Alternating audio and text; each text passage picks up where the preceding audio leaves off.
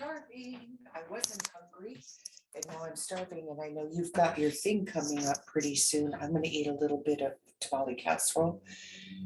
Then I'm gonna drop in on the ALA board meeting at 4, and I gotta call Dad.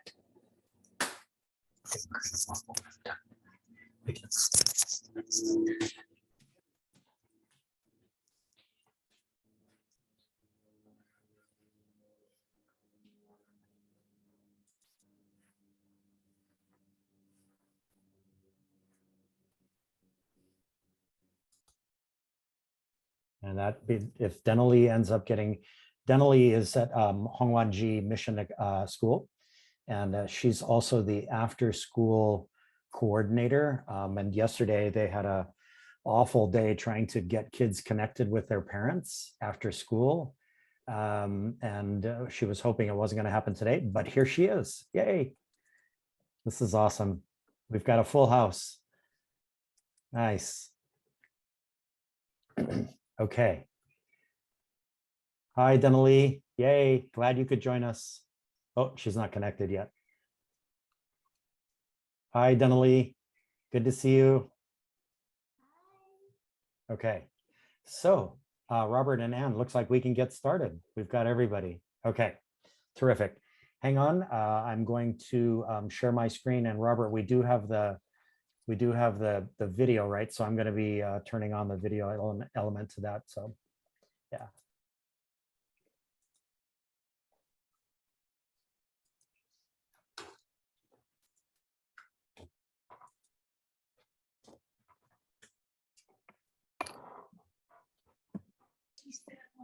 And thumbs up from some of you if you can see the screen, or all of you. Yes, can. We're okay. All right. Let me. I can. Yeah. Okay, good. Okay, so I'm going to have just for the next 10 minutes or so, if you can turn on your, or mute yourself, Dawn, if you can find your mute button there. Okay. Yeah. And then let me go to present. All right. Okay, so welcome to the final Toolbox Tuesday of this first semester. We are the Investing in Human Capital, a What School Could Be Hawaii leadership course. Everyone known, everyone supported, everyone successful. Okay, so this is actually more for all of you VPs. This is our agenda for today. So we're going to do just a little bit of housekeeping and agenda overview. That's actually happening pretty fast here. I think you all know already, because I've communicated with you that our program is in 2 parts today. After we do our 5 minutes of strengths with Robert, we're going to do our Profiles and Courage panel, which is about 50 minutes. And then we're going to take a quick break, and then Ann and Joel are going to spend the second part of class today working on your SIP, your School Improvement Project, or Impact Project. Oops, I misspelled that. And telling your story. And then if there's time at the end, we'll do our exit ticket. Okay. All right, so this is for Robert. So Robert, you can take it away. We always do 5 minutes of strengths, which always includes a short video. So Robert, you can cue this up and then take us through it. Just a quick overview for our guests. Incorporated into our Investing in Human Capital course, we introduced the Gallup Clifton Strengths Finder, and everyone in our cohort has learned their top 5 strengths. They all went through an hour strengths communication session. And those of us who have worked with strengths before, we know that we've got to always keep it on the front burner to make sure we keep talking about that. I just received in the mail, which I need to get out to everybody, these strengths mats, which have been printed, and you can see the chart there. That's everybody's strengths color coded into which domain they're in, including at the bottom, everyone completed a strengths goal for the year. And so this poster has finally come in from the printer, and we'll get it out to everyone. So this week's short video is listening to a couple of people at a variety of different professions and how their strengths have empowered them in their career. And so again, for our cohort, this is some of the vocabulary and some of the thinking that we want to go through when we bring strengths into the workplace. Go ahead, Joel. Sorry, Josh.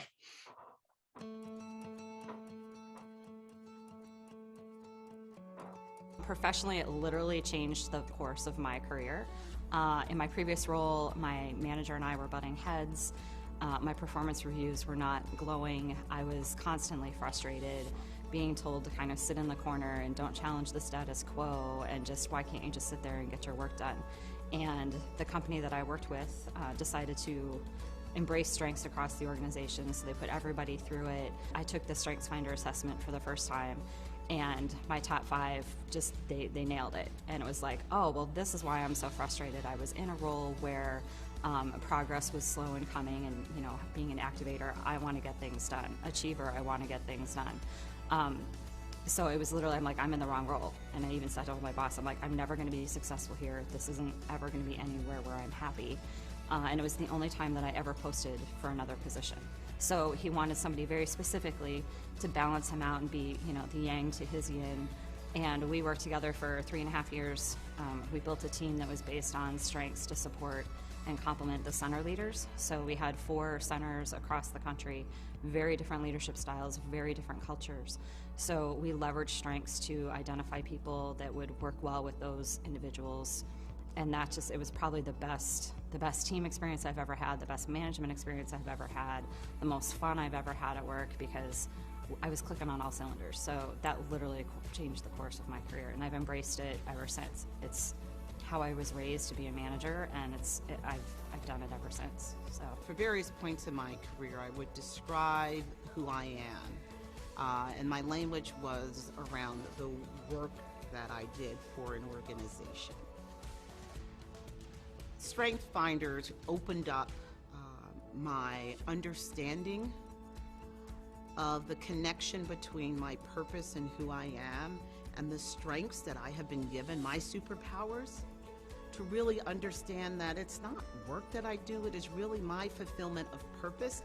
I realize I'm decent at what I do, but I actually can get even better. Now that my strengths have been revealed, it makes sense. The neat thing about my strengths is that I've actually been able to use my strengths to even create my position. It was a position that didn't exist before I came, and so I've been able to customize it and tailor it to fit my strengths, which has been great. And so I can use my strategic in working with the executive team as we're building a culture, and also then as I'm working with leaders and doing coaching with them, I find that my individualization has been really helpful because it helps me better understand what their journey is and appreciate that.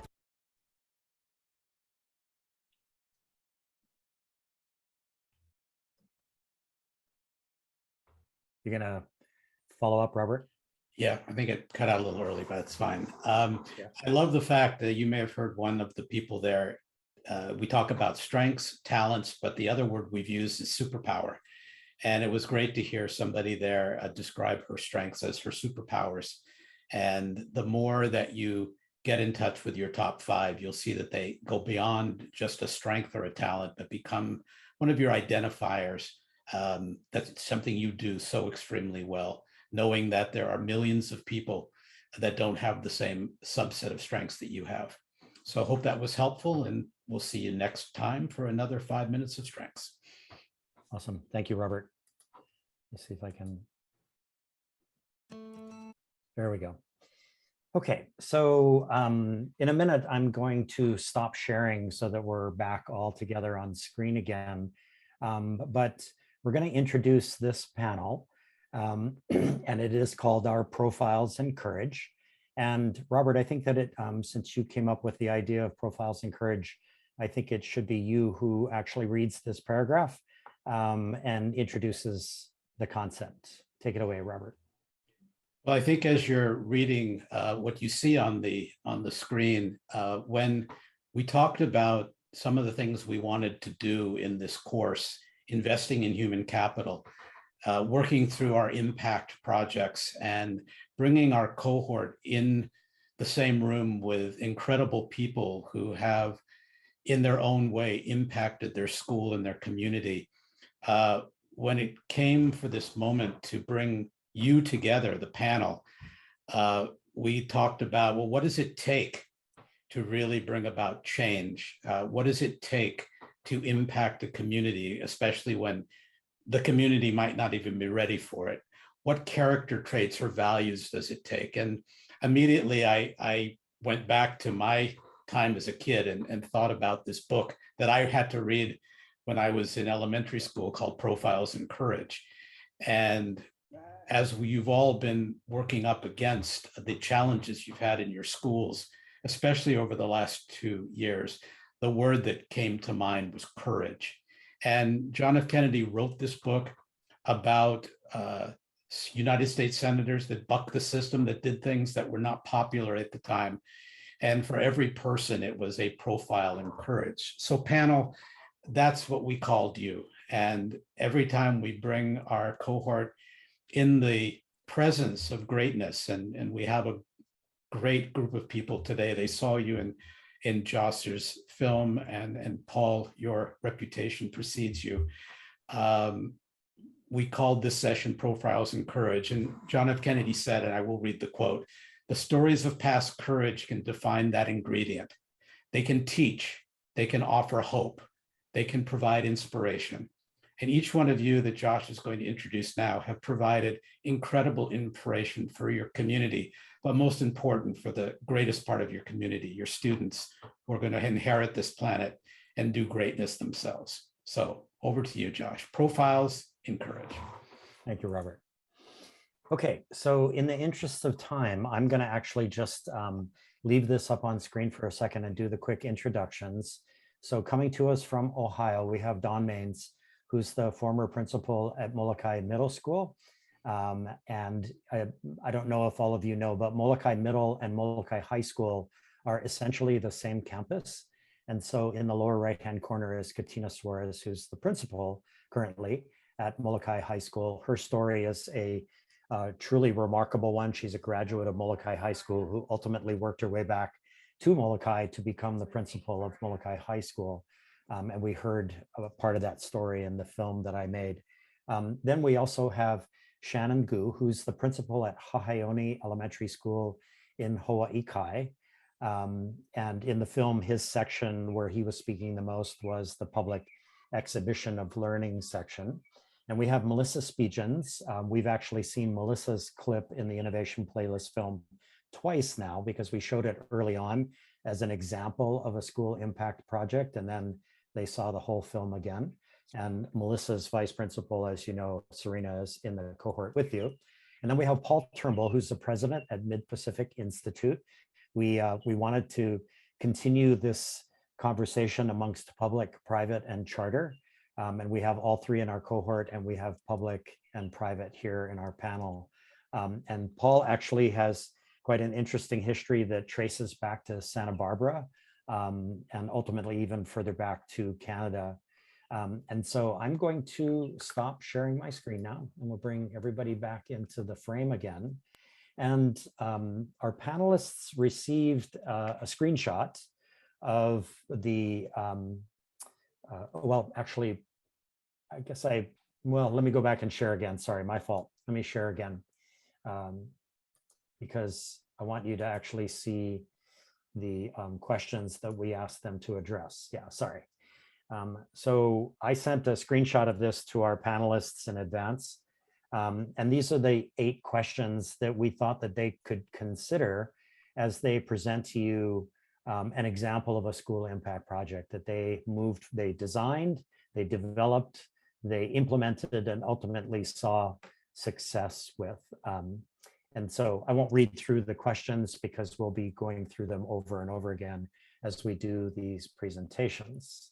Okay, so I thought the best way to do this would be kind of a traditional elementary to high school approach. And so Shannon, we'll start with you. And I just want to recognize, Shannon, that there were 2 elementary school principals in the film, The Innovation Playlist. The other is Ray Pekilny Cook, who's currently the principal. She was the principal at Waianae Elementary, but during COVID and because of staffing issues and things, she ultimately moved to become the principal at Waianae High School. And so I think her heart is still back at Waianae Elementary, but she couldn't be with us today because of a scheduling issue. So Shannon, you get to rep the elementary school side of things. So again, the idea would be that Shannon, you have, we're actually right on time here. We're actually a little bit ahead of time. So you would have maybe 5 to 7 minutes to kind of address these questions and to describe a school impact project. We'll hold Q&A for the very end after we've gotten through everybody, and then we'll have a general discussion before we take our break. So Shannon, really appreciate you being here today, and the floor is yours.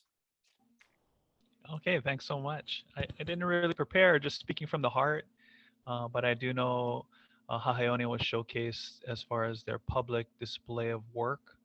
And I think our search, our journey is to find pure learning. I think that's how we came across this.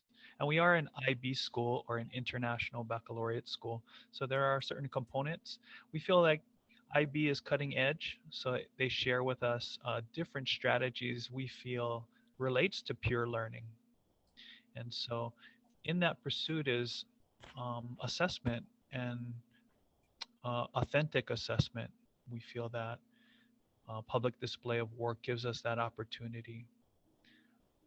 In our pursuit, we found things that don't contribute to pure learning, and some of the traditional school things like traditional grading may inhibit that, may inhibit a growth mindset, may promote a fixed mindset. And so public display of work, the way we do it, we call it exhibition, is not supposed to be graded in its purest form. We do grade some components, with effort and character traits, but the real assessment is in the reflection that students do throughout and after the exhibition night.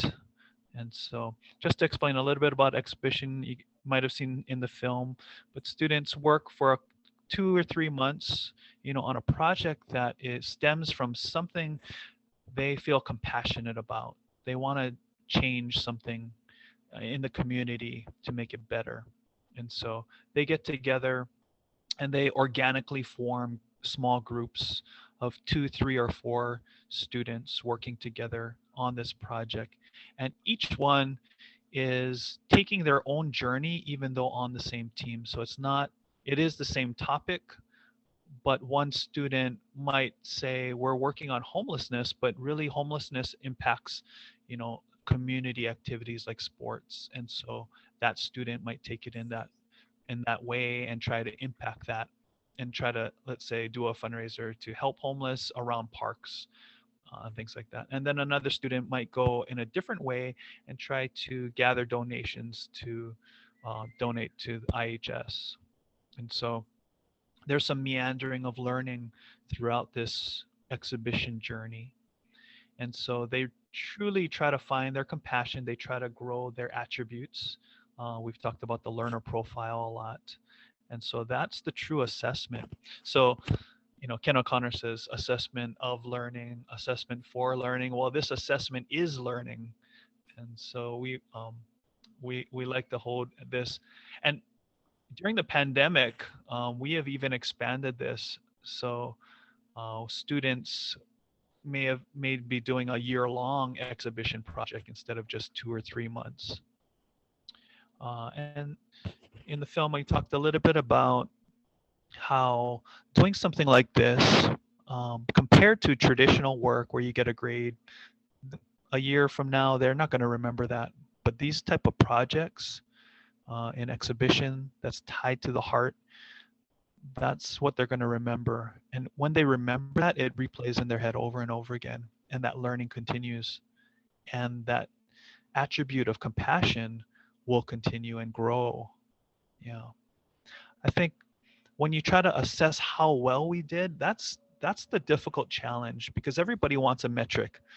All of the higher ups and all of the lawmakers, they want to see something that kids showed growth from this point to this point.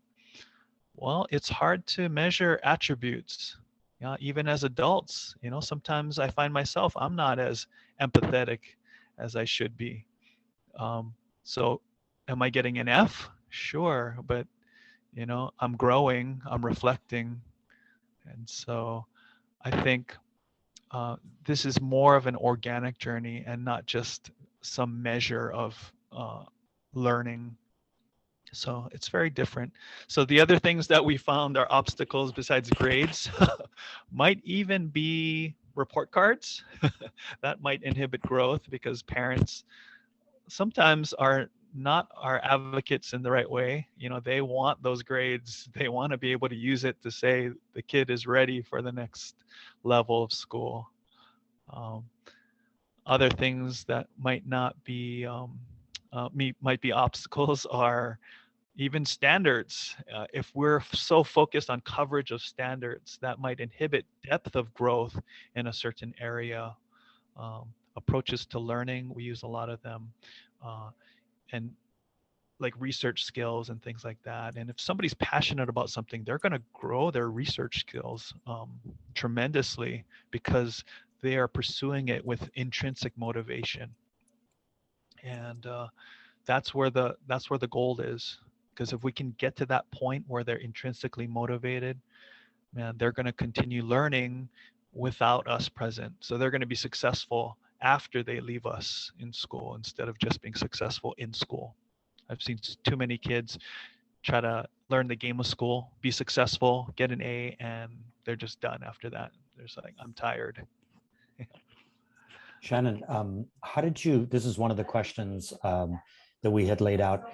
How did you and your staff and your faculty and even your school community monitor progress of the implementation of these public exhibitions of learning and all the nuances of them? And what were the mechanisms that you were using to kind of track the success or failures of those along the way? Yeah, so our staff, they used to meet quite often before COVID. But they would articulate about 4 times a year and do a deep reflection on their units of inquiry. And so at the end of exhibition, they would do that. So they would do it before in planning and then afterwards, and they saw how they implemented. They would compare student to student and class to class and see how well kids were engaging in these type of learning experiences. Also, students would reflect on their own, each one would have their own portfolio planner, either digital or hard copy. And throughout, there were weekly things that they would look at, scribble down notes, reflect on.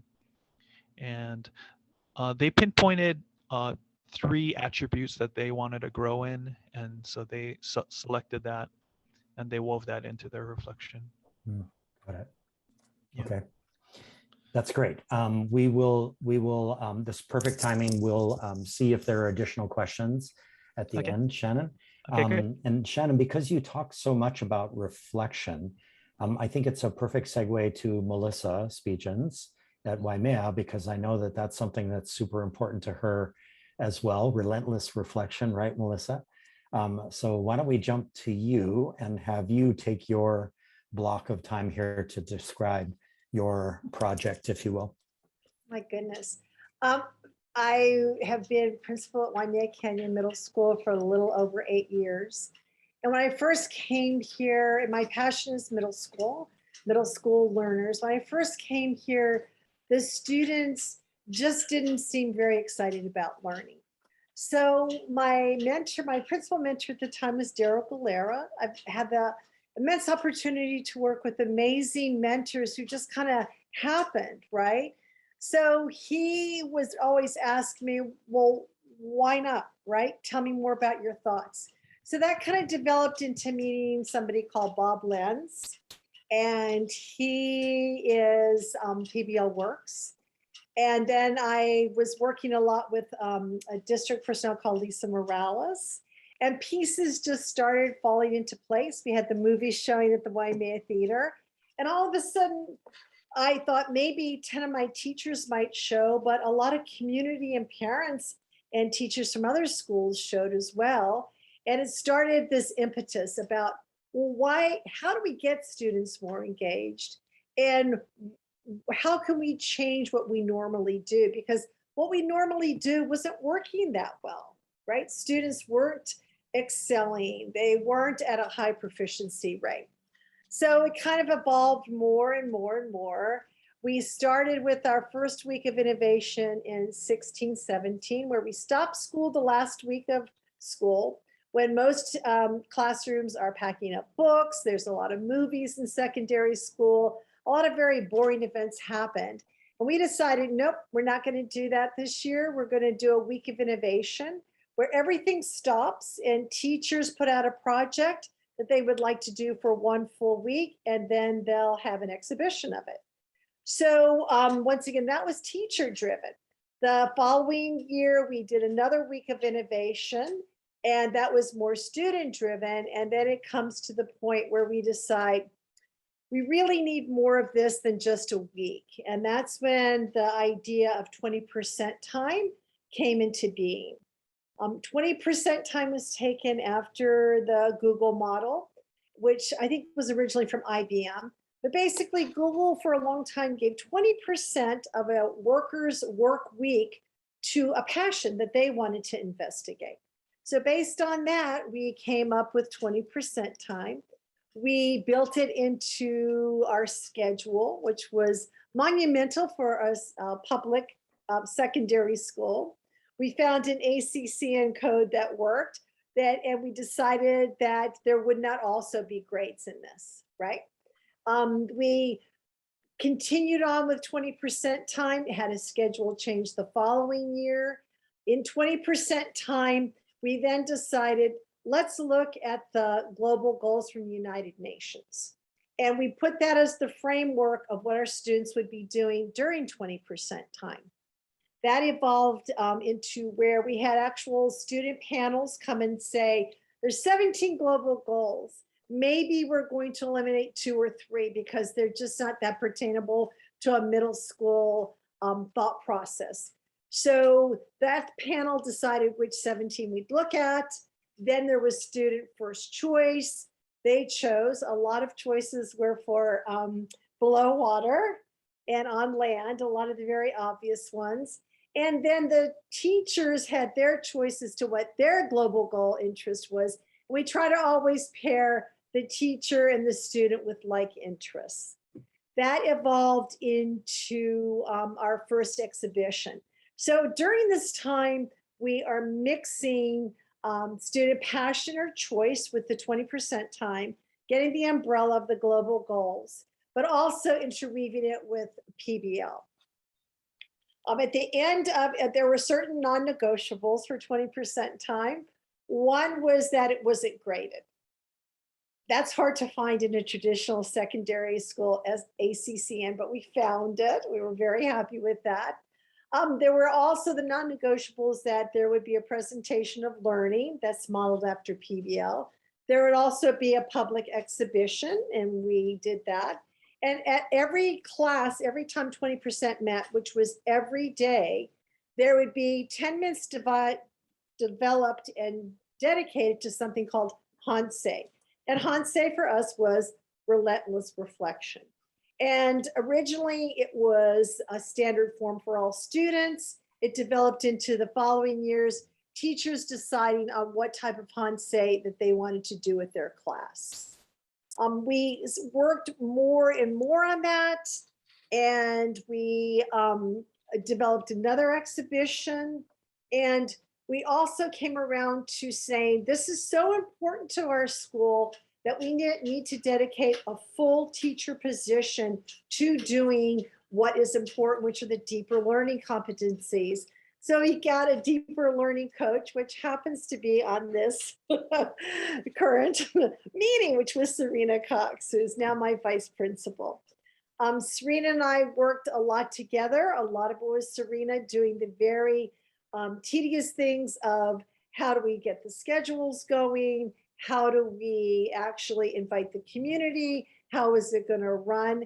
And she was also very much responsible for another non-negotiable, was that in 20% time in your exhibition project, community either needed to push in or you pushed out into the community for field trips. So throughout that process, we were using a lot of the rubrics from PBL Works.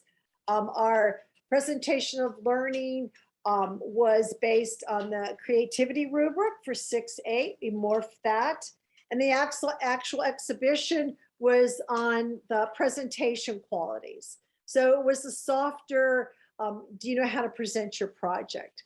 For my middle school students, I think it's imperative that they find a voice, they're able to take a stance on a topic, understand the pro cons, and to be able to advance into a higher level, high school, with those basic qualities in place. We continued working and we were about ready to do our final exhibition, and then COVID hits. When COVID hits in the state of Hawaii, says we are looking at enrichment, right, as opposed to actual class, as opposed to actual schedules again, that changed a lot. And we had a couple of projects completed, but not the full exhibition.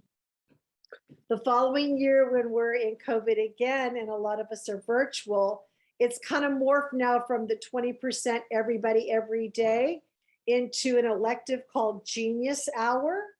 And also we're still in the process of our exhibitions. We're looking at our winter exhibition, in which the content areas now are doing PBLs, and it's going to be a virtual exhibition coming up a week from Friday. So once again, Serena, who kind of doubles as my deeper learning coach again and a VP, is working towards putting that together. I think what was real important is accepting change. Change is inevitable, and how you react to change changes a lot of what happens at your school as well, right? So you need to embrace it and accept it and move forward with the staff. I think we also need to realize that project-based learning, passions, genius hours are pivotal, not only during COVID-19 that we're currently experiencing, but as we rebound to having more and more students back on campus, it's very important that they are engaged in something that is relevant to them, and then they move to the rigorous part.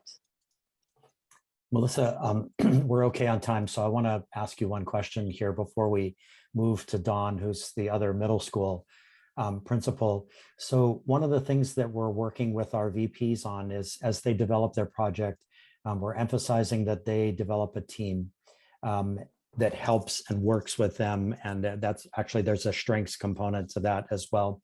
Can you briefly describe, way back at the very beginning, the process in your mind of putting together a team that would help you move the sort of emerging idea of 20% time forward onto your campus and even out to your community? So very important. So very, very important. Those early adopters, right? And they're on every campus. The teachers who are, yes, this sounds great. Let's do what's best for kids. And I sincerely believe that project-based learning is best for every child, right? Which was included in 20%. So you need to get your early adopters. You need to get the team that is moving the school. That changing to the deeper learning coach was an immense help to me as the principal, because you also are managing very other things going on just on your campus, right? Then besides the early adopters, they start influencing the people that aren't quite sure, right? And it just starts snowballing more and more. I think once again, it's really important. The more it snowballed, the more amazing people I met. Like, we actually had the privilege of having Ted Dintersmith on my campus. Waimea Canyon Middle School is a small school way on the west side of Kauai. It sure is, He actually yes. came to the school, and from there, we did philosophical chairs with him. He visited classrooms. It was being filmed. And then he actually had a parent meeting afterwards as well. Right. So just the establishment of team is essential. I think also we need to move from the growth mindset into an innovator's mindset along the way. And that's a lot of the work of Julie Amiers as well, right? Yeah. Think of something that we can change that's new or create something to be better. That's terrific. Thank you, Melissa. That was awesome. And so we move from Shannon to Melissa, and now speaking of snowballs, to Dawn, who's actually out there in Ohio. I am in And, a snowball. very cold right now. And Yes. Dawn, I think the segue is great because when I first met you, and Robert met you as well when we were filming on the campus at Molokai Middle and Molokai High School for the film, Right. you had begun a process that was influenced by the innovation playlist and by some elements of that. And so I think it's a perfect segue to your block of time here where you could describe what you moved forward. Okay, so thank you. And just listening to what Melissa has said and the principal before her. And I know that you folks are looking at a project to innovate change within your school. And being that school leader and trying to innovate change, I want to encourage you to make sure that it doesn't matter how big your team is. It doesn't need to be the whole school. If it's just one teacher or two or three, if it's just one grade level, roll with it. And I'm speaking from background knowledge. When I was a math teacher, I in 7th and 8th grade, I paired with an 8th grade science teacher, and we did project-based learning together before project-based learning was ever invented. And then we did student-led conferencing and paired it with that. And it was the kids speaking out to the school, their experiences, that allowed that change to happen. Okay. Now I'm going to go back to me as a school administrator and the learning that I did with Ted Dintersmith and Josh and the innovation playlist. I did pick shadowing a student. To be honest, it just seemed like it was the easiest thing for me to do at the time. And I learned so much from that experience. And when I looked at the questions that you guys have to do and the data that you need to develop, I would encourage you, whatever improvement change that you are seeking to do in your school, the most valuable data that you can collect is start with shadowing a student. And when you lay out your journey and how you want to see change happening in a school, and again, it doesn't matter if it's with one teacher, two teachers, a grade level, the whole school. I think shadowing a student is a great baseline data. You're going to get to see what the kids are doing now. And you know, we learned that balcony view, like get up on the balcony and look in. I'm going to tell you, shadowing a student and getting in it and being with them throughout that day. I started with 8th grade. I'm going to tell you, I didn't have a strategic plan at all. It was, I'm just going to do it. That's the person I am. Trying to be a coach in encouraging you folks. It's a great baseline. And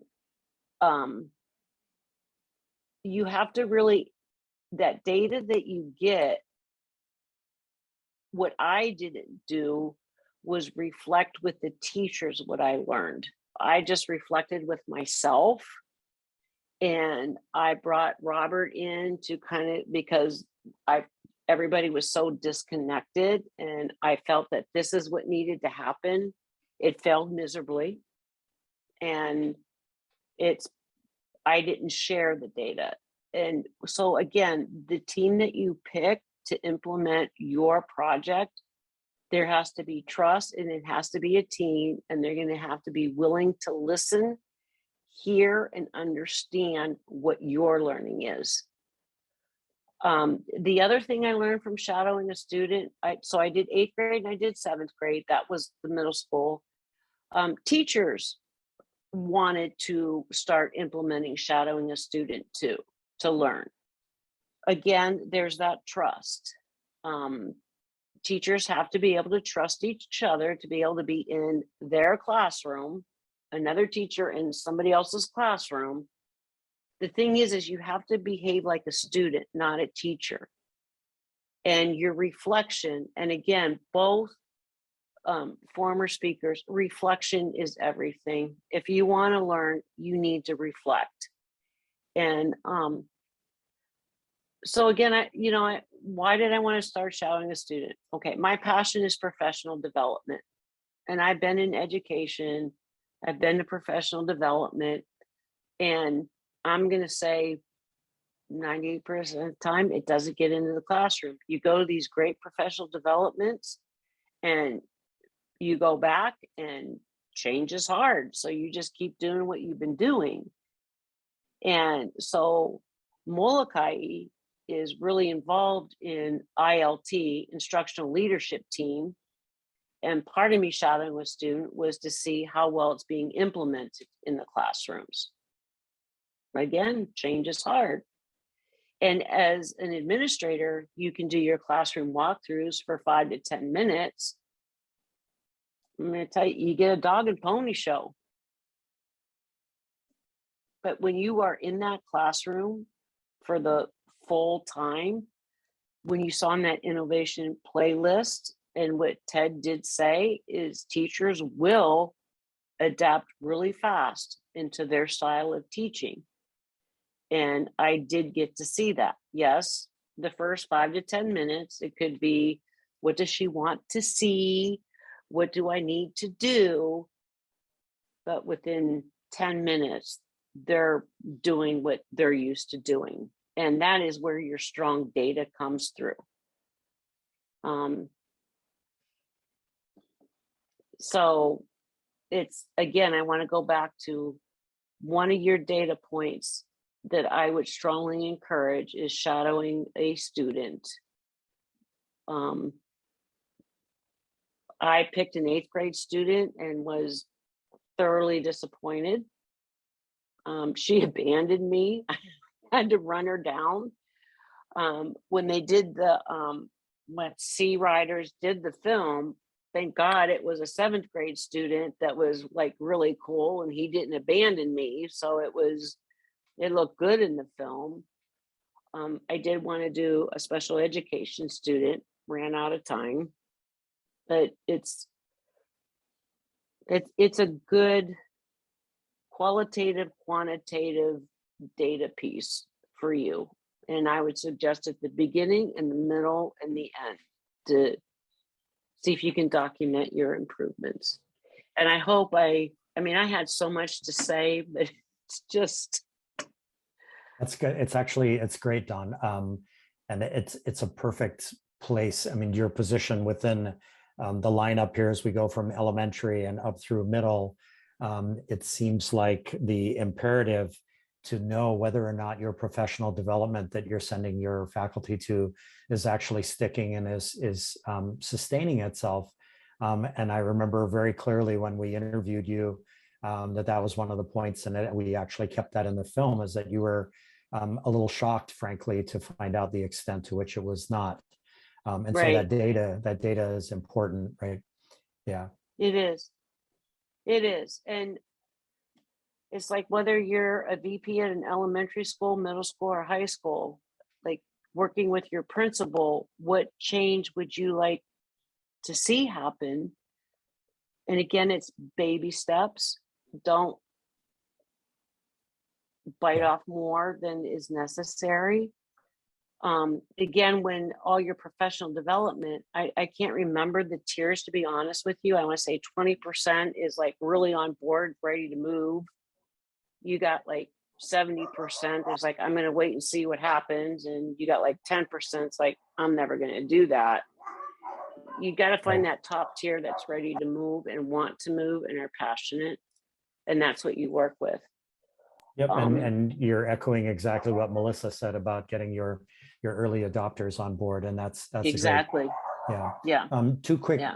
things here before we move on. One is, if you are interested in shadowing a student, if you just Google a Stanford University Shadow a Student Challenge, there's a great site that has been built that actually provides a lot of resources if you choose to do that. And then the other thing is, I'm just remembering, Dawn, the conversations that we had, and I know you had these conversations with Robert as well when he was helping you and supporting you and coaching you, is that you don't want to hopefully shadow alone.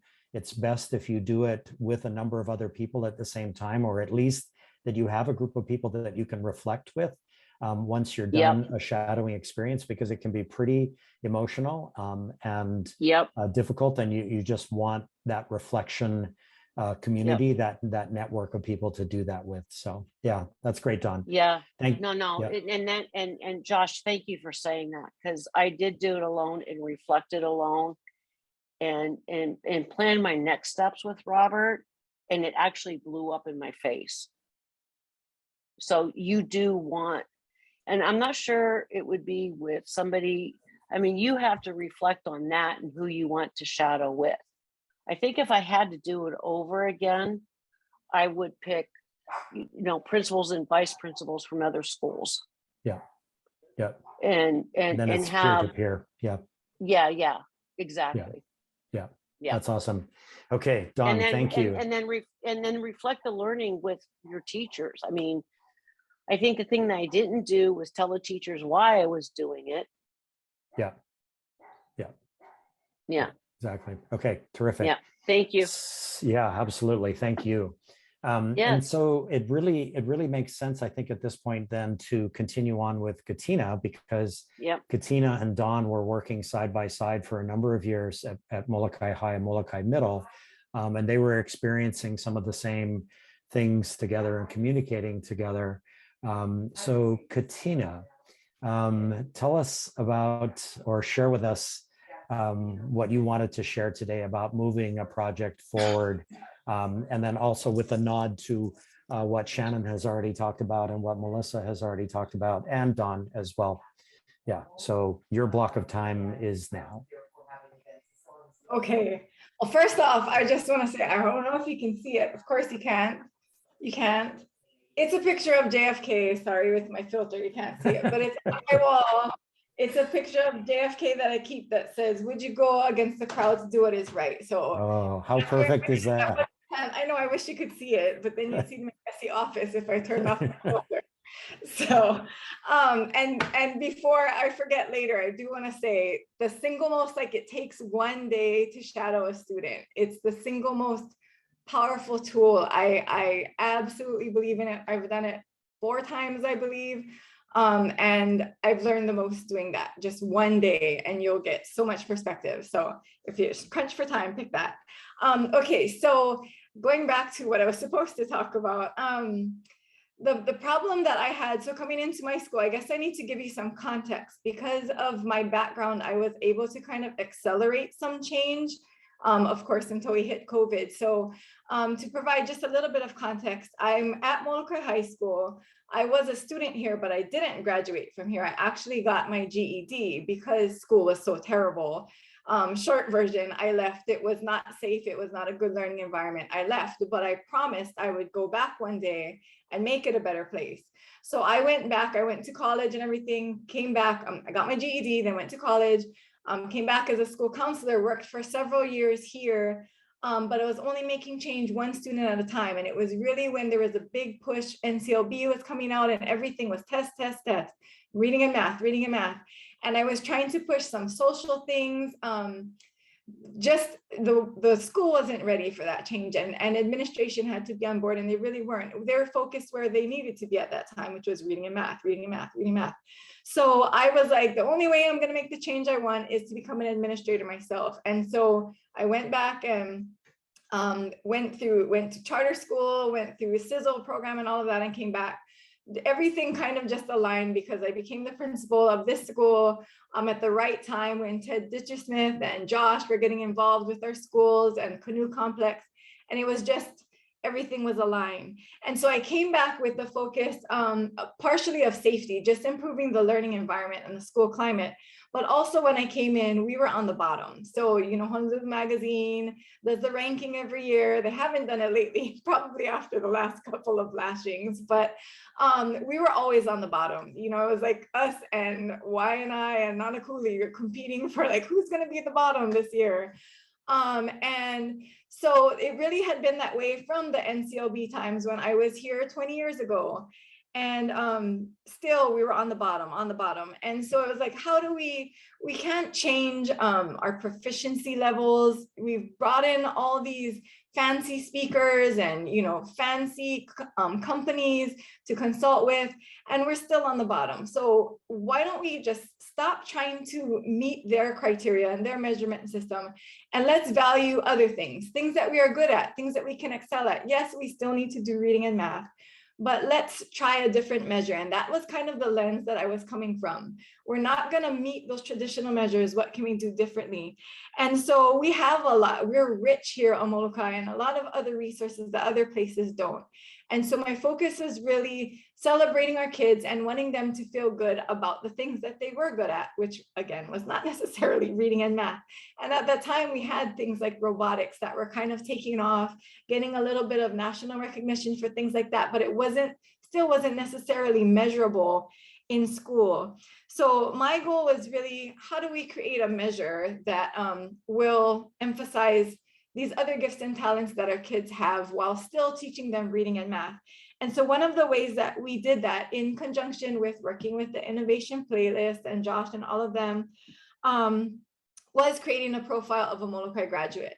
And it was about building this community around our kids so that we have reading and math, but we also have these other knowledge, skills, and dispositions and things in our kids that we want them to have when they leave us. Either they go to another island, to the mainland, or they stay here, and we're going to celebrate them for those things. And they become measures when they graduate of things that we'd like to see from them. So I gave the background because I had been here before. I didn't have to waste too much time on building the trust and building the community and all of those things. People knew I was from here. They knew my heart from when I was a counselor here, that my passion was for our kids and the success of our kids and the safety of our kids. So I didn't have to necessarily take a lot of time to get people on board. They were just like, Katina's back. You know, what are we going to do? And I would say, let's do it. And they would do it. They were on board. I didn't have to convince them.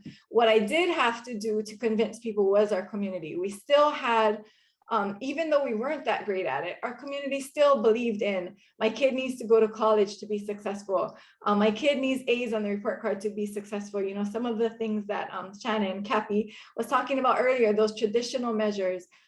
So even though, you know, here we value hunting and fishing and things like that, we have kind of this dichotomy that of, you know, traditional measures versus these other measures. So what we did was show Most Likely to Succeed to our community. And it wasn't just me, it was all of our principals got together, and all of our principals, even the charter school principals.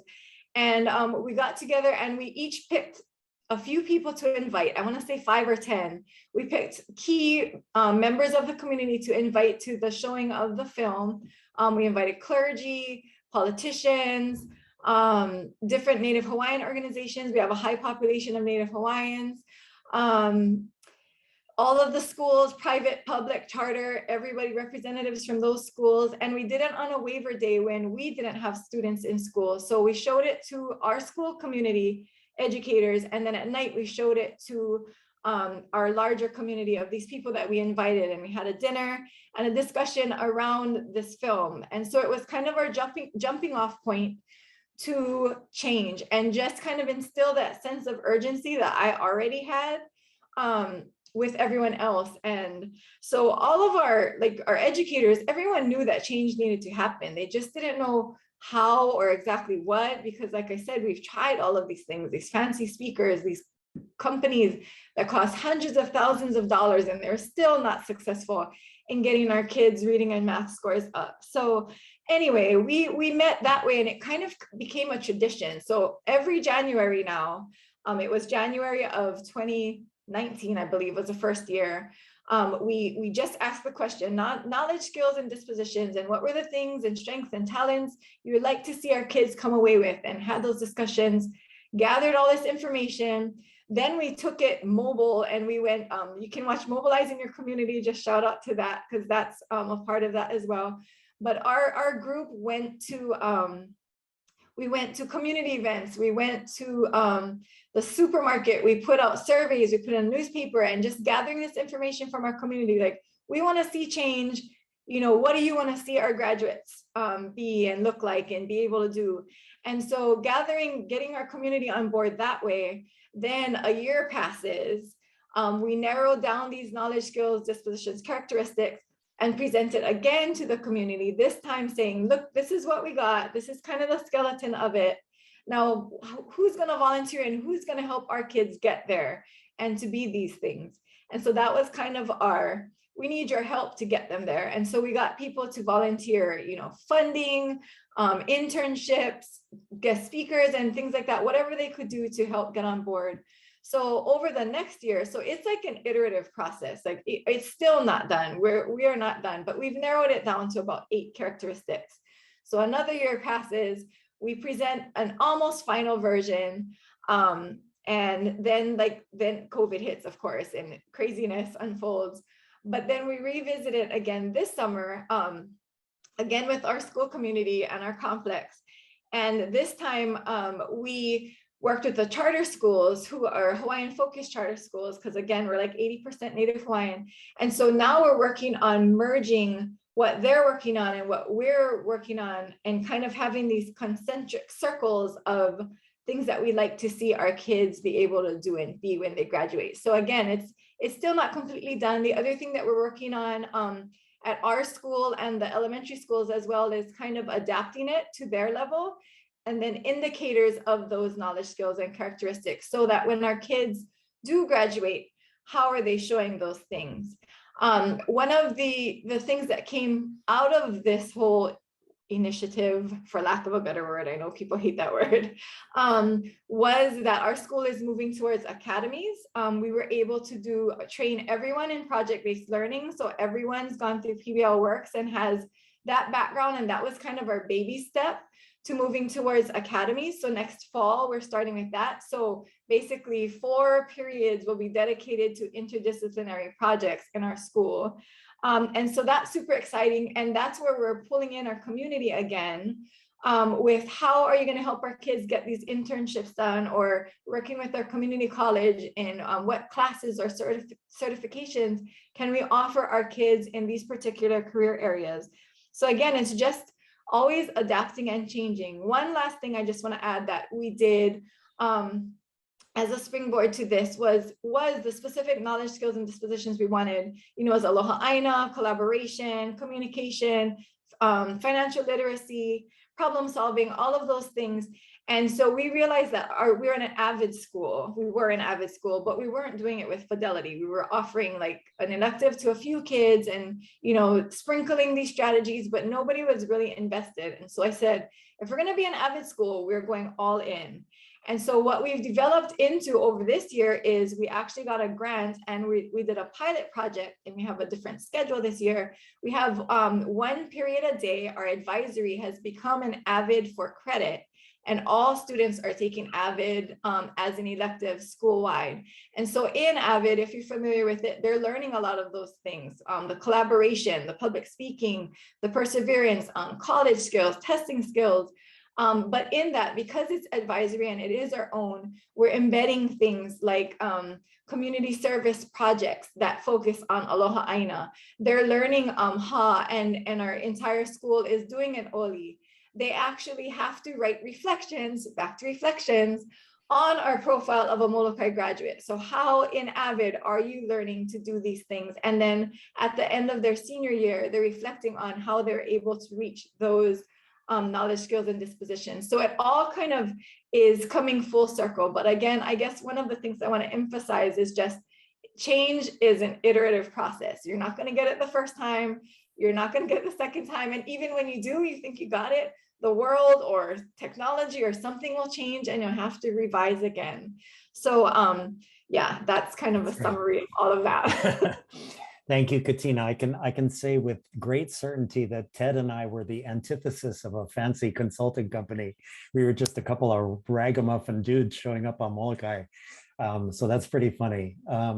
So that's great, Katina. And again, just emphasizing the point that as you were developing your profile of a Molokai graduate, you reach beyond the campus out into the community to gather up data from them about what that is. And I think that that's just a point that we want to make sure that we're clear about as we segue over to Paul.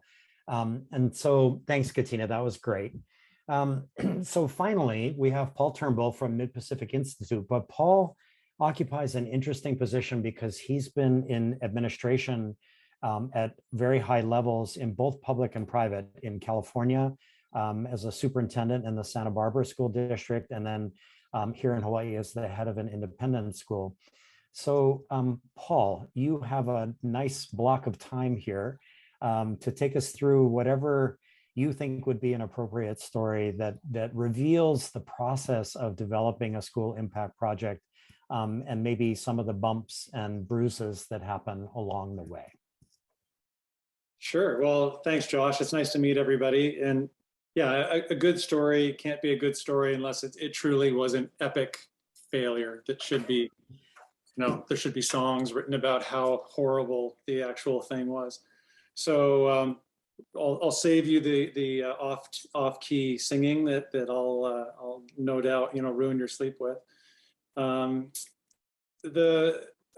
couple of things for context. So I grew up in Canada. I was public school the whole way. I was a teacher in Canada. I was a high school English teacher. I taught International Baccalaureate. So Shannon, I totally get everything you're talking about. And so I was raised in a system that is a little different than the United States. I moved to the United States in 2000 when NCLB became this fantastic, crazy, three-headed hydra, and everything was all about testing. When I moved to Santa Barbara County and applied for a job teaching, because all I wanted to do was just be a teacher. I couldn't get a job being a teacher because I was told by the assistant superintendent of human resources at the time that I would never get a job in that school district because I wasn't raised there. I wasn't from there. So that clearly made an impression on me. A series of, I swear, just dumb luck things all happening all together meant that I went into administration as my first job as a junior high school assistant principal.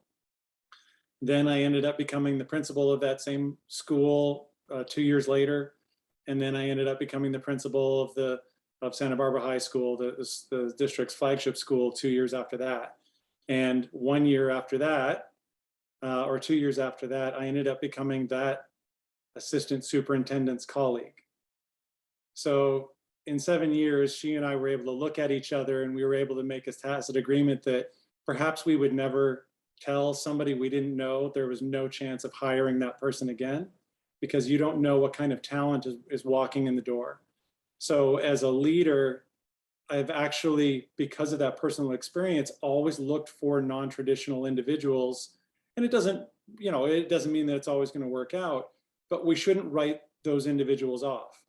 And that same mindset applies to kids, right? The system, the public school system and the independent school and the charter school system is set up for certain biases and assumptions of what kids can do based on essentially where they were born or what their parents are doing or what language they speak. So with all of that kind of wrapped up as context, as a junior high school principal, I was able to create a program with a bunch of folks that essentially overturned the idea that there should be segmented, homogeneous levels for students based on their socioeconomic status, based on their English language proficiency, based on their learning differences or lack thereof, and et cetera, et cetera. And so when I was moved over to the high school, we did the same thing. And so the story that I'll tell, basically, there's a pretty giant epic failure in there, but ultimately the seeds of what we started remain. And I think that's the biggest piece to take away. So the first part to realize about Santa Barbara High School is at the time, it was declining in enrollment because there was a really heavy gang presence. The discipline rates were out of control. The drugs and alcohol and violence related suspensions were out of control. And what was ironic about that is that the school itself relied on its very storied history. It was the only high school in Santa Barbara for a very long time. So, you know, you walk down one of the main halls in the main building, and there are pictures of these very famous alumni, alumni who are Hall of Famers in basketball, football, and baseball, all in the majors. Folks who started major industries like, Northrop Grumman and Charles Schwab, and it goes on and on and on. It's ridiculous.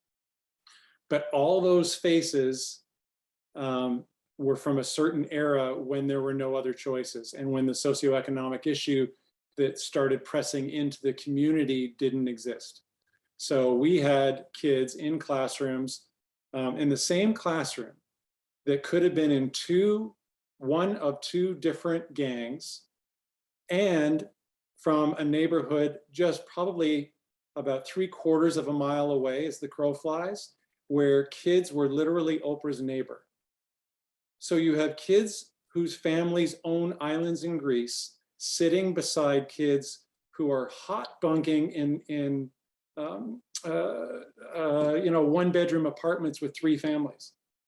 So there's clearly some things that we have to figure out, and it's all on the human level. That was the first thing to tackle.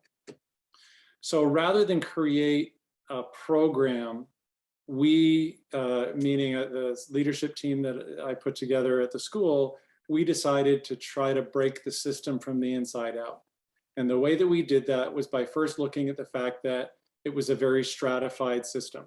From academically speaking, from low to high, there was special education at the bottom, then there's English language development, and then there was sort of an at-grade track, and then there was an honors track, and then there was a gifted track, and then on top of that, as though it weren't enough, there was this sort of pre-college track. So teachers weren't able to talk to each other in a way that made any sense. The kids at the bottom could never see themselves, like social mobility in real life. They couldn't see themselves climbing any ladders or going through any open doors academically because they never mingled with anybody who spoke differently in an academic sense. So we went about breaking down the gifted and talented track and forcing all of those kids at one level into the honors. So it was more heterogeneously based. And then at the bottom, we sort of wanted to eat the apple from the top and the bottom. We wanted to eat our way to the middle. So at the bottom, we started using test scores from NCLB and incoming grade level scores over a period of 2 years. And we were triangulating around kids so that what we could end up doing was predetermining, and this is all before all the algorithms were available. This is all like just really heavy Excel spreadsheet stuff, trying to predict how those students would do if they were challenged. So we referred to them as the bubble kids, that we wanted them to go on a bubble, and we wanted to reduce the number of IEPs that ended up in special day classes.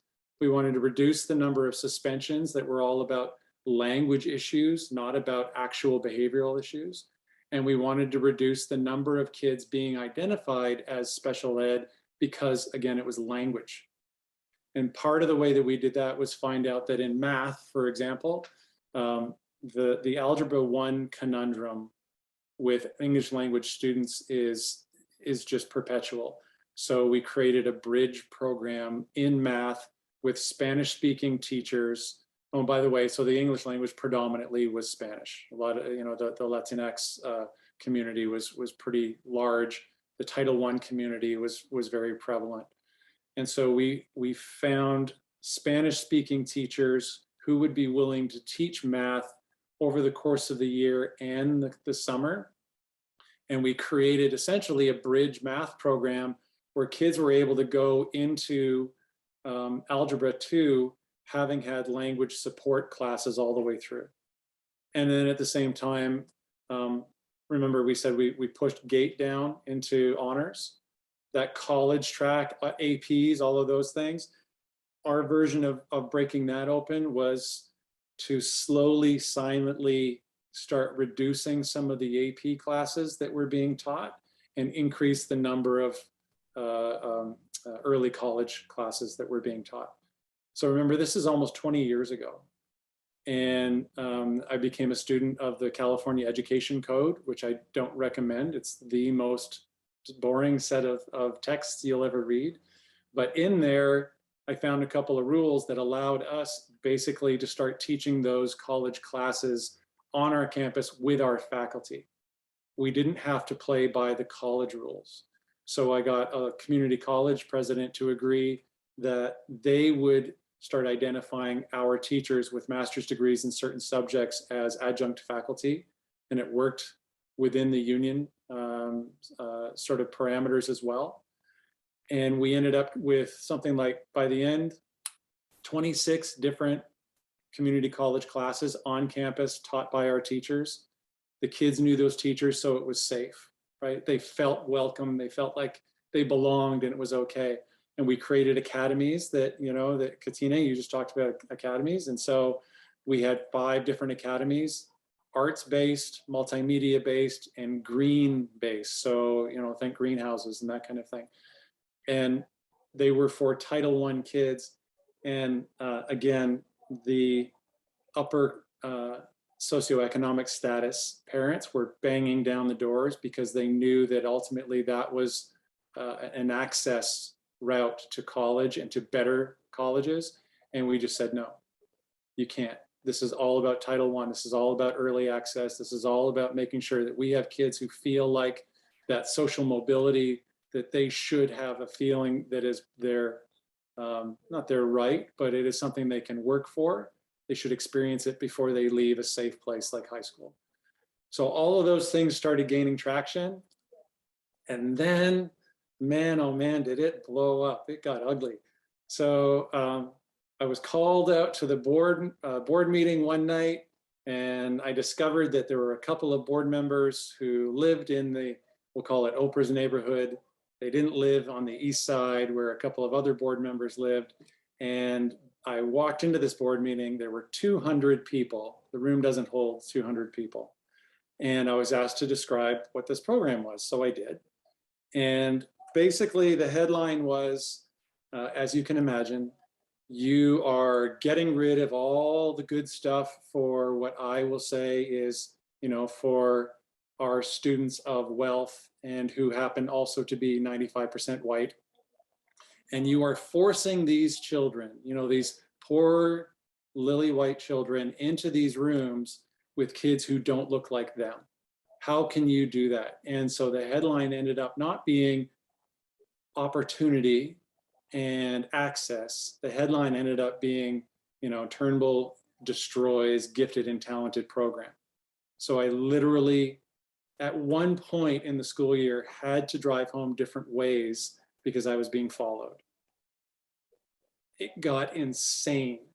And so what we ended up doing was kind of giving up a little bit over here while silently I told my team, you just keep pushing on this other thing, keep pushing, keep pushing, keep pushing on the IEPs especially, right? If you can reduce the number of kids with IEPs because it's a confusion around appropriate English language development, not learning differences, you give them an extra added benefit for success.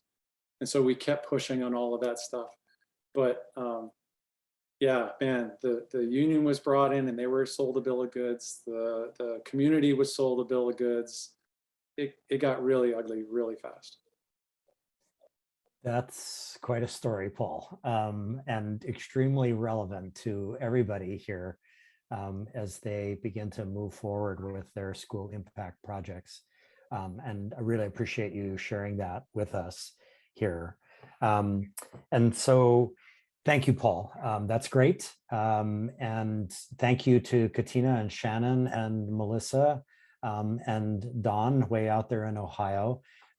We've actually gone just a couple of minutes over, so we will forego our Q&A part here because we have to jump into the second part of our class, which is Okay, actually. hang on. Oh, yep. This is Anne. Yep. I just want to say thank you to everyone. Your presenters, you inspire me, even if I'm retired. You know, we don't go dead just because we retire. Your stories are amazing. You know, it kind of reminds me of all the 42 years of experiences that each of you are going through, and your heart comes through so clearly, and that what you're really looking at is how do we best create an environment for learning that really keeps our students thriving. And Shannon, my niece went to your school, right? And she's doing really well. And she talked about the projects that they had to do. And you know, it stimulated her thinking, and it really was a different way, you know, that you're trying to foster that kind of lifelong learning for them. Those skills are so important. And I just want to say, you know how you do that music stuff? I can do it in 5. So please, let's have a Q&A time, and I can do it. I can do my presentation because we got a bunch of bright VPs and, you know, school people that 5:30 is fine for me. Okay, that's great, Anne. Thank you. Yeah, perfect. Okay, so we'll carve out a little bit of time for questions. So let's see if anybody has questions. You can come right off mute and ask them. Hi there. I have a question specifically for Katina. So I work in Waianae at Kamaile Academy Public Charter School, and our high school is so small that we don't even make the competition for the lowest performing high school, but if we were bigger, we would. And so I think one of the things that I'm wondering, because you explained how you really got the community on board with the idea and rallied around their support. And I understand that you started by playing Most Likely to Succeed, but how did you really get your teachers on board with that foundational shift away from assessments and tests into more like holistic and student-centered learning? How did you like shift that mindset? Oh, good question. Shout out to Kamaile. I was at Kuala Pu'u, so I know we're both under Ho'okako. Yay. Okay. Anyway, I think they're still shifting. I think it's kind of an internal struggle. So like I said, you know, because I was here before, I think I was able to gain trust quickly, but that didn't mean that their whole paradigm shifted. They were definitely doing the lip service and the bigger actions that were required, but day to day in the classroom, you know, doing a big project versus, you know, worksheets was not always apparent. So I would say the same as Melissa, the early adopters are important. If you can get some key people to start doing it and believing it and showing some success. Something else that Don said was the students, they're the best voice of it. I was very, like I said, a lot of things just aligned for me, but I had some of my top students who were actually, it was so interesting because they were the ones who were in like the CTE, sort of our early academies, the PBL ones. They were working on the farm. They were actually the ones you saw in the film, and they went on to kind of Ivy League schools. The 4-point+ students that did this full range, very articulate, but they talked about, they did the most learning in the field, doing robotics, you know, out in the farm and writing about that project. So I think they're the biggest voice. And then shucks, I had one other thing to tell you.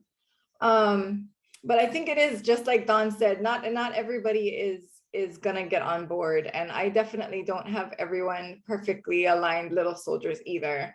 I think that if you get the wave big enough, they just kind of have to fall in line, or they'll end up leaving if they're not part of it too. So that's awesome. Great. Thank you, Jillian, for that question. Other possibilities, questions, comments? Just a quick question, and I mean, I know there's a lot I can research myself, but just since I have the ladies here, the question is for Katina and Dawn. As you shadowed or prepared to shadow your students, I mean, was there a meeting, or did you tell the teachers what was going to happen? Here's what you can expect, or did you just get with the student and go in? How did you initiate that process? Great question. You can go first, Don. Oh, You're you're muted. muted. Don, you're muted. Yeah.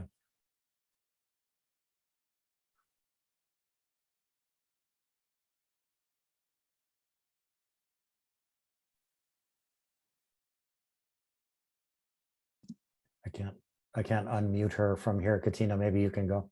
Okay. Let me try on my She side. figured out her mic. The teachers were aware. We also showed them a short video of what shadowing a student was. And then we were just really clear about it's not an evaluation. We're in there to be a student. And we did a letter home. For us, one of my shadowing was being filmed. So we had to kind of do a double permission letter home. But I strategically chose different types of students when I did it also, so that it wasn't like just the high-end students. So I told them that I was going to be doing it multiple times. I chose male, I chose female, I chose SPED. I actually chose an LGBT student. And then AP students were the ones, some of the ones that you saw, athletes. And then, so actually like followed their whole day all the way through like wrestling practice, which was like horrible. I almost died. But they really had a long day, like all the way to 9 o'clock at night. Sorry. So anyway, to prepare, I told them I'm following you. I dressed like them. I said, I am not an administrator unless, there's some kind of crisis. But, I ignored swearing and whatever it was, I was just a kid, and it was actually really fun and super informative. So I think if they feel like not threatened, that you're just going to be another student, they really do forget after a little while. The students forget that you're there. The teachers kind of forget that you're an adult and you're the principal, and just go with it. You see some crazy things, not always good things too. Okay, Thank so can you guys hear me? Yep, Ken. Okay, so it's kind of like exactly what Katina said. I did not, well, it was a while ago, so I'm trying to remember. I think I wanted to tell the teachers I was doing this. I'm pretty sure I did, because I did dress like a student. And like Katina, it's like, I'm a student on campus. I have no administrative responsibilities. I made sure I didn't have a vice principal then, so I made sure that I got a teacher in charge that could handle things.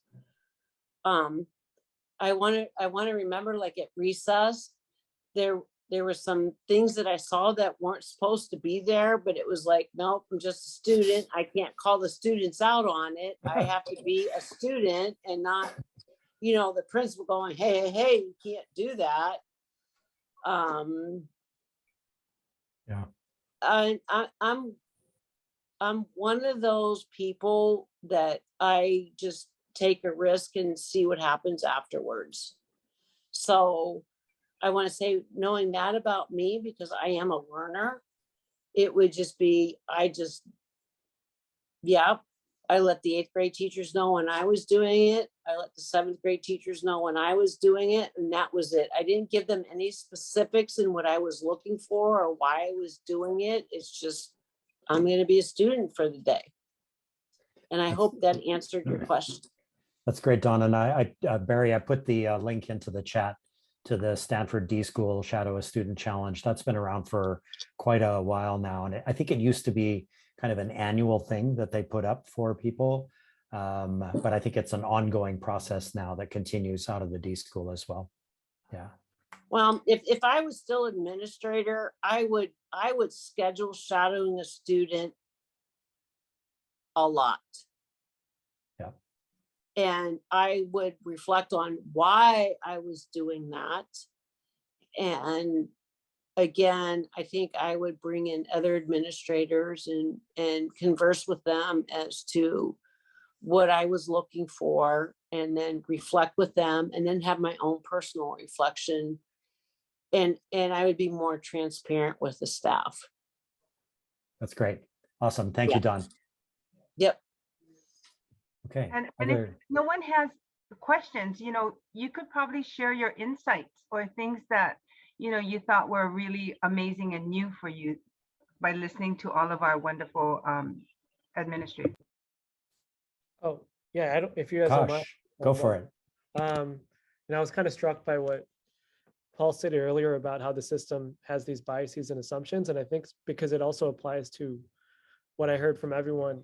And so I was just wondering about the work that you've, like how you've continued to work towards like identifying and addressing like how the system has marginalized certain populations. And that may not even be like just socioeconomic or anything like that. It could even be like ways of thinking or knowing or mindsets and how they've approached. So I was just wondering about if there's any work that you're working on recently that you've identified in the last couple of years too, that is specifically certain biases and assumptions that you're trying to address. That's great. Awesome question. Yeah, it's a really good question, Akash. Yeah, so the assumptions that we're trying to address right now start with the same question. Well, put it this way: we, I'm guessing, have all received the same pejorative. You're not quite old enough to know how to do this yet, or walking in museums, right? Look with your eyes, not your hands. This school should be. They should ultimately be gardens and not museums, right? They should be places where you get your hands dirty and you're allowed to break things. So in particular, we really push an inquiry-based approach to learning. We have a student profile that pulls all of those elements in. We work really hard with our faculty to have them understand that this is the kind of place where we want you to take a risk. We want you to try something new. And there's no guillotine waiting for you at the other end of that. Keep trying, keep trying, keep trying. The best learning comes from falling flat on your face. But more importantly, we keep pushing.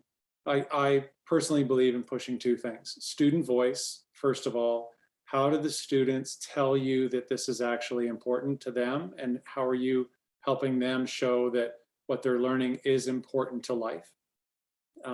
And then the other piece is that education will always be trying to catch up to the advances of the real world. And in that particular case, if it's technology, then our approach to sort of overcoming those assumptions is that technology should be ethically integrated into our lives. So we have a tech vision that has a driving question, and that driving question is, how does technology enhance the human experience, not drive it? So not the new shiny thing, right, that people talk about, but how can you put insanely great technology into classes you would least expect, allow kids to use all of that technology? So we have LiDAR scanners, for example, that are $50,000 to $60,000 a pop, and we have 15-year-old students using these things, and they are working in communities of practice. So that's the other piece. How are they actually working in the community before they leave campus?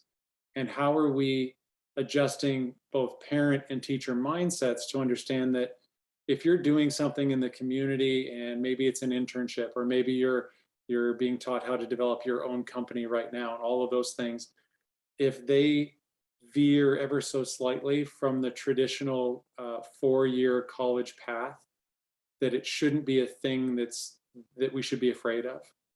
The assumption is, okay, high school, then college, then 20 years in a career. And that's not this world anymore. So we look at all of those assumptions, and then we surround kids with the tools and the talent to get them there. And then we just, honestly, we just keep pushing, try another thing, try another thing, try another thing. And it's pretty soon, it's a pretty remarkable sandbox that becomes self-perpetuating. Great. Thank you, Paul. Appreciate it. So, Anne, we're at the bottom of the hour now. Yeah. So I think as much as we would love to keep on going, we will bring this part to a close. Again, all of you panelists, thank you so much for not only being in the film and having my film crew on your campus, and then ultimately for the distribution of the film, but also for being here today to talk to our VPs. We really appreciate you, all of you. And we will see you again soon. So thank you, Paul. Thank you, Shannon, Melissa, Don, Katina. Stay safe, stay dry. I think the rain is a pest. Okay, Anne, I'll let you, this can be your call. You and Joel can make the call here about moving forward. Let me know what you want to do. We're at 5:32. Oh, you're muted, Anne. Yeah. If you guys are okay, do you need a short break? Like a 2-minute break maybe, and then we'll just come back? Is that okay? Sure. Okay. Yeah, just a We'll be little back short at break. 5:34. We'll come back at 5:34, 2 minutes. Awesome. Okay. Okay.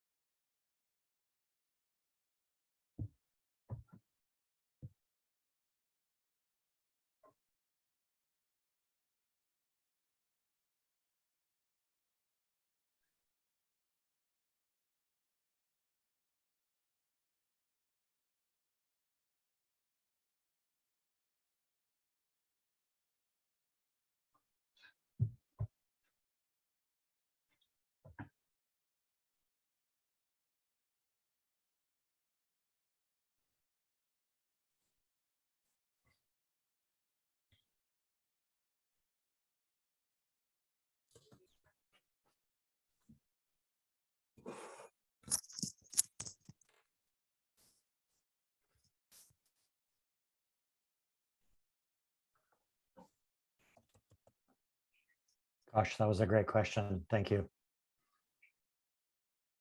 It's pretty interesting. And actually, Yeah, it it's is. his response. It was like you guys planned it. It aligned with like the whole technology question that you guys are trying to talk about with Yeah, definitely not planned. Paul has written extensively about this, though, both in kind of internal Mid-Pacific writings, blogs, but he's also written outside for like Honolulu Magazine and other publications about that. Yeah, loved his response. Never heard it quite like that before. Biases are an ever evolving thing, which is kind of a depressing thought, I guess, but yeah. You know, it is about courage, and it's about change and having the courage to start to create that change. In 2002, I was state director for curriculum and instruction, and I brought in project-based learning. Okay, so I brought in project-based learning, but at the time, I think my assistant superintendent really and the core content people really didn't appreciate what it could bring, you know, to Hawaii. And the only person that I think really truly believed in the initial training that we had was Candy Suisu. And that was the beginning of Sea Rider production. Yeah. You know, I told her, you can bring 12 people to the training. She brought all 12 people to the training. They left with this whole idea about how they could transform teaching and learning for kids. And that's the story. So even if she didn't get the Learning Center grant, you know, I told her, you don't want the Learning Center grant because it's going to keep you in a box. You want to learn how to really equip people with the ability to think differently and to change, to make change happen. So, you know, again, we could have had project-based learning back in 2002, but people weren't ready. So you got to start to think, how do I start to create change? How do I get people to do mindset change about the future and what kids need? And that's all part of being a leader. You know, I think if anybody asked me what I regret in my career, it was about not pushing it hard enough so that we could have had something more than just CWriter production as part of project-based learning. But you know, at the time I was young and I was really needing my job. So you know, you've got decisions you've got to make. So I think you never lose it though. You never lose that passion about what you're trying to do to create a different kind of world in education for kids. And Jessica knows, because poor thing had to work with me for 8 years, you know, out in Nanakuli, Waianae. So, you know, I just think that everyone has a time and a moment where all of these things are going to come together. Our job here is to actually help equip you with the kind of thinking about how I'm going to actually make this change happen. What does strategic implementation look like? And we're gonna go through this. Joel and I will go through this. We're not gonna read every line. We're gonna assume you are reading it, and we're just gonna say some power statements. Okay, so is everybody back, Josh? Yep, we're good. Not all cameras are on, but we're good. Everybody's back. Okay. Yep. So as I said, we're gonna do this very quickly, but I want you to think about your school impact project, and that this school impact project should tell a story.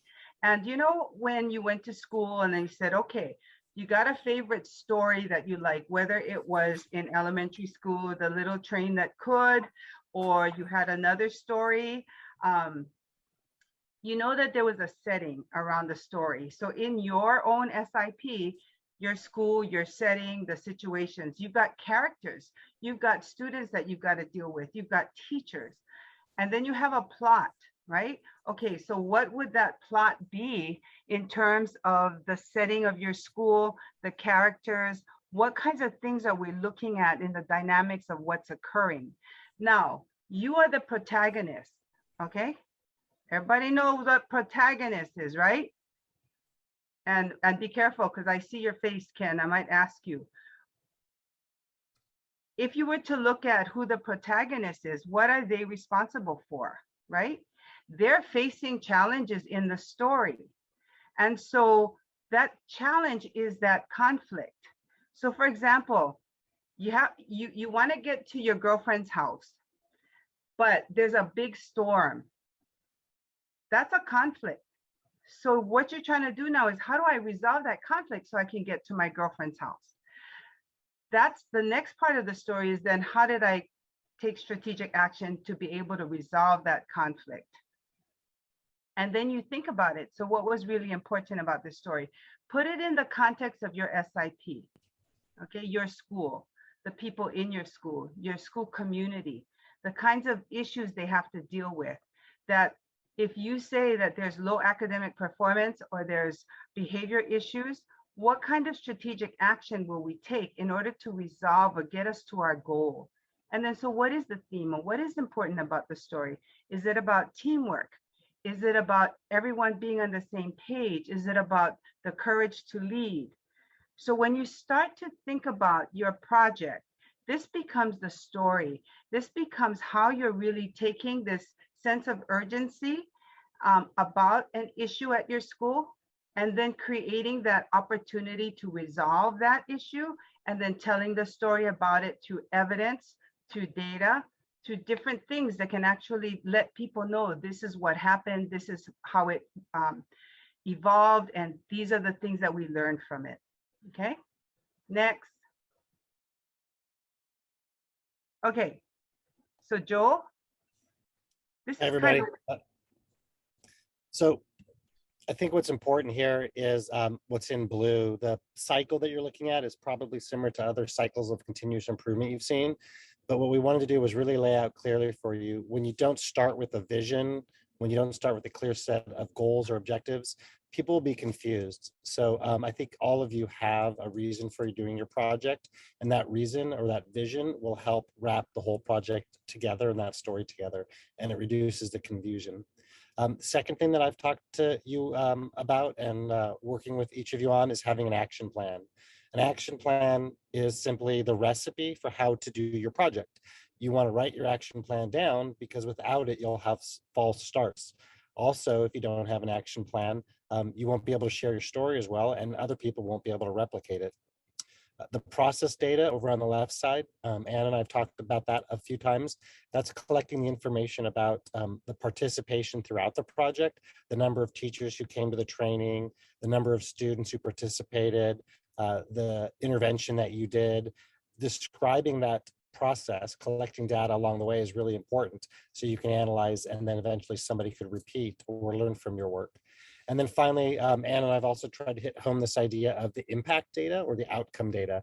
So to just tell people that you did a project and what you did isn't enough unless you can really talk about what the impact was, going back to that conflict or opportunity for your innovation. So in Santa Barbara, for example, the conflict was that the students that were low income didn't have the same opportunities. So we innovated.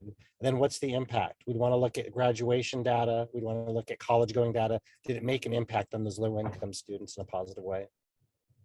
Next slide. So we won't read this, but here are the 3 kinds of data described. So you can read this later, but there's 3 kinds of data that you want to collect. The beginning of the program before you start, which is the impetus or the reason for your program, and then during the program, and then afterwards. Next slide. And then talking about opportunities for innovation, Anne shared some stories. You heard from some amazing leaders tonight. There's lots of reasons to innovate, and it usually is because your students or your school has an opportunity that needs to be addressed. And here are a number of the places where you might find those opportunities. So this is the kind of data you're going to be looking at that kind of creates that sense of urgency, because you got a ton of office referrals that are coming in about student behavior in the classroom or student behavior on the playground. These are the kinds of data that would actually help validate the reason for why you need to do what you're doing. And this is what you share with your school, with your team, and this kind of validates then, you know what, this is why we need to do this, because it's not helping kids and it's not creating an environment where our students can thrive. Okay, we're gonna go through, we were gonna take the time to actually create an example of a middle school and just kind of give some information about the school. And so this is Aloha Middle School, high poverty community, a lot of drugs, a lot of dysfunction in the family, Title I, 500 students, low performing in the state for the last 5 years. So not looking too good, 18% special ed students. Next slide. Okay, so that's the setting. And then these are the issues that have come up. These are the kinds of the things that are occurring in the school. So low morale because of behavior, lots of need for substitutes, a high rate of teacher turnover, students not engaged in learning, classroom disruptions, students fighting on campus, attendance is low, chronic absenteeism is high.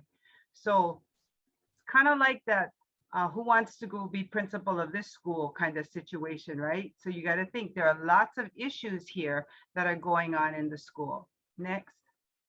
So what happens at this point? Okay, so now you have like creating the sense of urgency and some of the issues that are going on in the school. Some of these, you're the VP of this school, you're now starting to see all of these conflicts that are getting in the way of you reaching your goal, right? To create a school where students are thriving.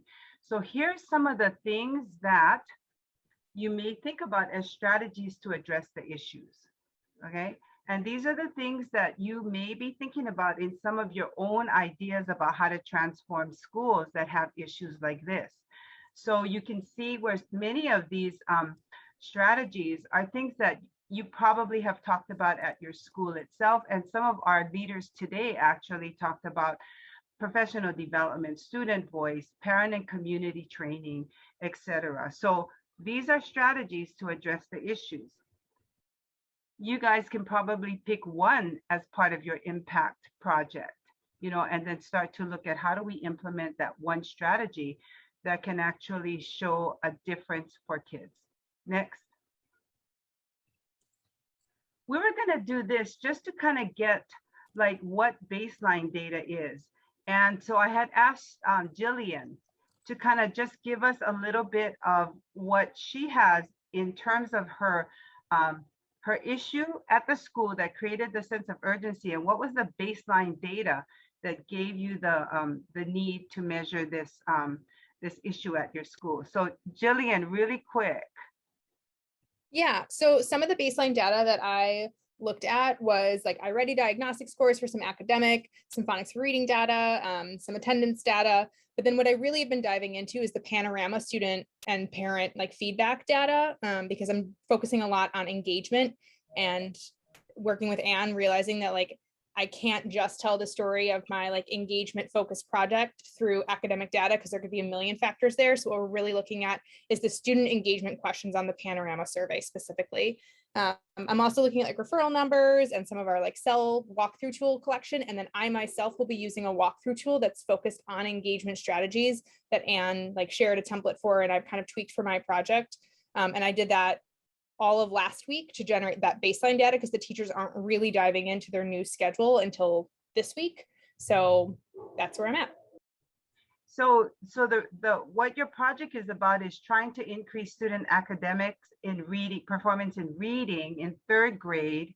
And the reason you did it is because in looking at all of the baseline data, you saw that there was this real need in order to have teachers start to learn how to teach with more engagement strategies in order for the students to be able to increase their reading performance, right? Yes, I should have said that. Thank you.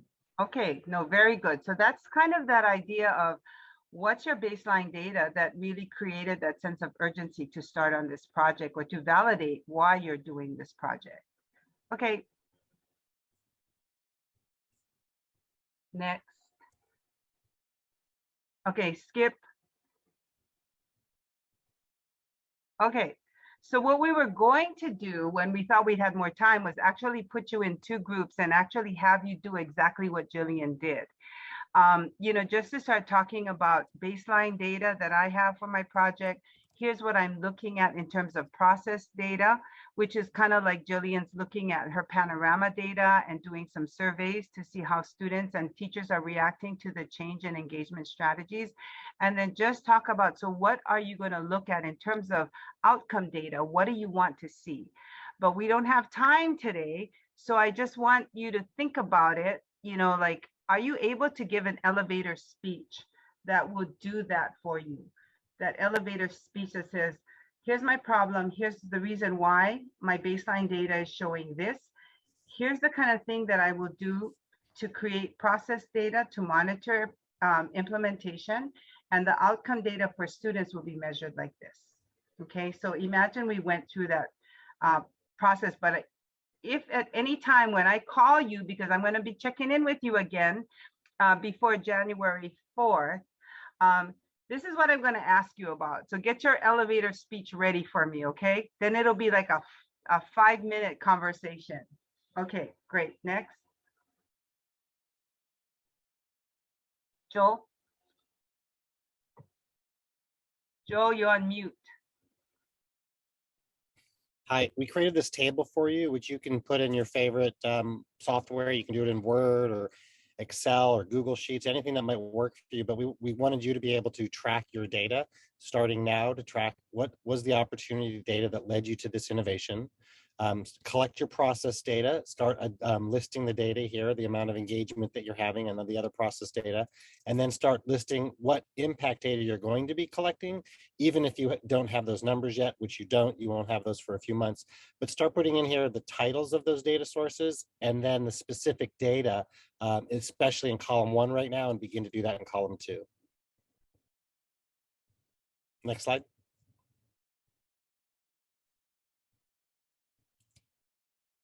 This is just a summary, summarizing some important lessons that Anne has learned over the years and I've learned with project planning. One of the things that I wanted to point out is bullet number 2.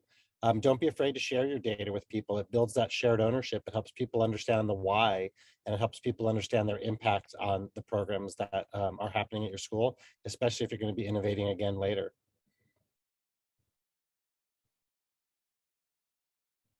Now, we talked about how important it is for you to really start planning and setting this whole thing up in your strategic action template so that you know, remember now, if you don't know where you're going, any roadmap will do, and you're probably not gonna make it to the very end. So that's why we're really talking about being very clear. And I think I loved what Dawn Main said when she said, you know what, it doesn't have to be a project this big. You know, you can start with a teacher, 3 teachers, a grade level, your counseling group, you know, and actually the whole idea is in doing this strategic implementation, you actually are learning your leadership skills as you do this. And there is no, there's no failure in trying. And I think Paul actually said it best, you know, when he said, you got to just keep trying, because the first time you're not going to be perfect. And as teachers, we're always stuck with that. We always think that we have to be perfect. We have to have the right answer because we're the teacher.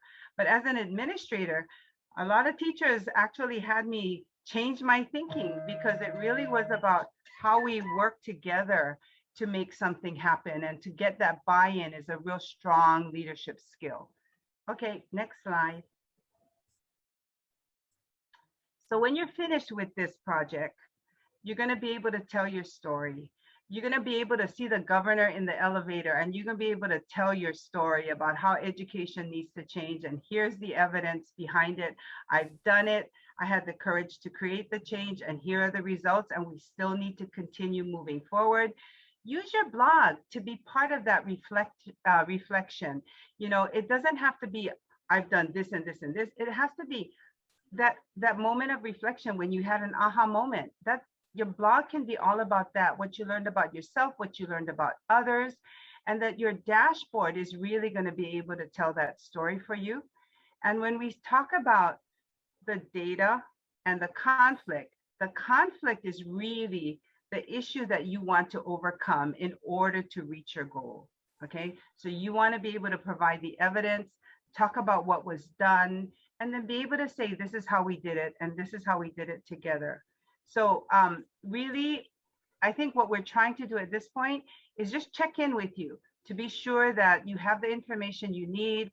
If you need, you know, call us. We're all available for you for any kind of questions. I will be doing another check-in. I'm going to send out in the same way, little email, just to have you have a little quick 15-minute appointment with me, and we'll go through one more time different questions about the SIP, just to clarify things. And I think with that, we're one more quick thing. Oh, Yeah, one more. last There thing we is go. last thing, you're going to get an email tonight with a link back to your SIP form. Please make sure that you use this tool. It will help organize your thinking. It's a place for you to prepare your story, your theme, your content, your setting, your characters, your plot. This SIP form that was sent out originally, the beginning of the program, is something that we want you to use throughout the entire program, all the way up until the time that you're writing your final dashboard, preparing your dashboard.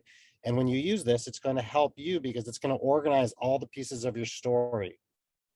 And that's going to be part of your framework for the final presentation that you'll be putting together for June 3rd. And we're just so excited because each of you has so many gifts to share with the way you think about education. And they're all different in your own way, but your purpose and your passion is you're right there alongside with each other. Jessica has a question. Jess, before you ask your question, just one sec. So I hit the send button on that email 30 seconds ago. And I asked, the first line of the email says, if you could just reply only to me to let me know that you've seen it and that you've read it through. So we don't need to do that now, but I just want you to know that it's in your inbox now. And I just want to make sure that the link in there, you've had the link since back in October, but if you just make sure that the link works, and then we can go from there. Awesome. Thank you, Jess. Yeah, thanks a lot. I was just, Joel, is the form separate than the planning template, or is it the same? Yeah, No, great question. This form is what organizes your story. The action planning template is where you could put in the work that you have to do month to month, day to day. That's where you're going to use for, that's the details of how to do your program. This is the big picture, the why that tells your story. So Jess, it's like the tactical plan versus the strategic plan. So that other template with the timeline is your tactical plan that you're going to put all your details in. Okay. Got it. Thank you, guys. And Jillian, you had your hand up as well. She had the Nope. same question. Same question. That's question. awesome. Okay. Okay. That's awesome. Again, if you could just reply to me alone, just to let me know that you've got the email and that, and again, we just want to emphasize that over the next 4 weeks, obviously it's holiday time and you're going to be taking time for yourselves and all that. But when we do come back on January 4th, and let me just skip forward at this point, Anne and Joel, and to this final slide here, which is our plan. So if you haven't completed reading Making It, I think everybody has at this point. And then remember that there's a small group session, I think it's January 12th, right? With Stephanie Malia Kraus, that's the other half of the group. And Jorge, you joined that other half, yeah. And then continue blogging. Second blog, again, you can blog as much as you want, but the January 4th blog, focusing, as Anne talked about a second ago, on your storytelling of your SIP. And then continue with your scheduled executive coach and principal meetings, and then connect with Joel as needed. And we'll be checking in with you prior to January 4th. So you can anticipate an email from her to set up those meetings, right, Anne? And again, we're keeping the summit date June 3rd of 2022. So we just want to emphasize that over the next 4 weeks is the process of filling out the form that Joel was just talking about and was up on screen a second ago, but we are going to block off some time on January 4th for you to work on that if there's still some things left to do. And again, my email explains that it'll be an opportunity maybe to meet in small groups to talk about it. And if you've got everything finished at that point, it would be an opportunity to comment on each other's blogs, which you all have been doing wonderfully. And we thank you for that. So Anne and Robert and Joel, we are at 5:59. We were going to do a hard stop at this point. Yeah. So we're all good. We good? Any last comments, Anne, or questions? Anything? You guys are awesome. Thank you so you. much, everybody. What a great session. Goodness gracious. We'll be thinking about what those 5 people said for a very long time. That's great. Thank you, everybody. Stay safe, stay dry, stay healthy, and let us know if you need anything. Just call. Phone Just call call. away. Yep.